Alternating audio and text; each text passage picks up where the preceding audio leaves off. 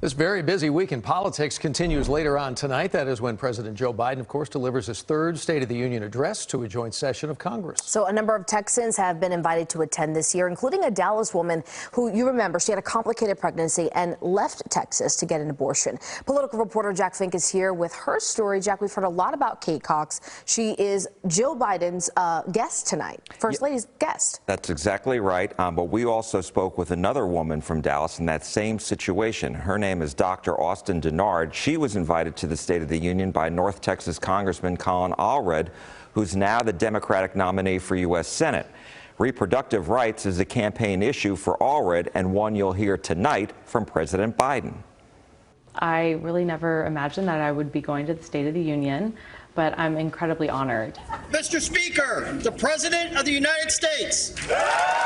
Dr. Austin Dennard, an OBGYN, is hoping her attendance at the State of the Union will spread the word about Texas's abortion ban. 2 years ago, she went for an ultrasound 11 weeks into her pregnancy, and she quickly realized a devastating and deadly condition in which the skull and brain wouldn't fully develop. I knew the diagnosis the moment that I looked at the ultrasound screen. I could tell that there was something catastrophically wrong with my pregnancy.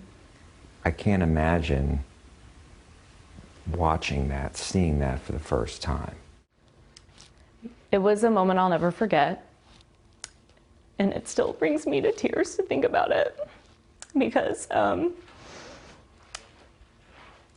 any mother is going to be looking at the screen and hoping, please God, let this not be true. Let this be a healthy pregnancy. But the physician side of me knew what I was seeing. I mean, was your life in jeopardy? So this is the problem. My life at that moment when I was diagnosed with a pregnancy that had anencephaly was not in immediate danger. I was not hemorrhaging, I was not infected. Because of that, an abortion was not an option for me. And I had to flee my state like a criminal to go receive an abortion out of state. Dennard says she felt abandoned by the state, and she wants lawmakers to loosen restrictions. So if we're starting with lifting restrictions for what we call in the medical world as fetal anomalies, that's a start, but it's not enough. Roe wasn't even enough. We really need to protect women. Dr. Dennard is part of a group of women who sued the state, and that case is now pending before the Texas Supreme Court. Groups like Texas Alliance for Life, though, say they want to protect unborn children regardless of diagnosis and want to prevent any weakening of exceptions to the state's abortion law. The only exception to the ban is when the mother's life is in danger. And Nicole and Doug, we're just getting word now the White House has released a small excerpt of the speech tonight by President Biden.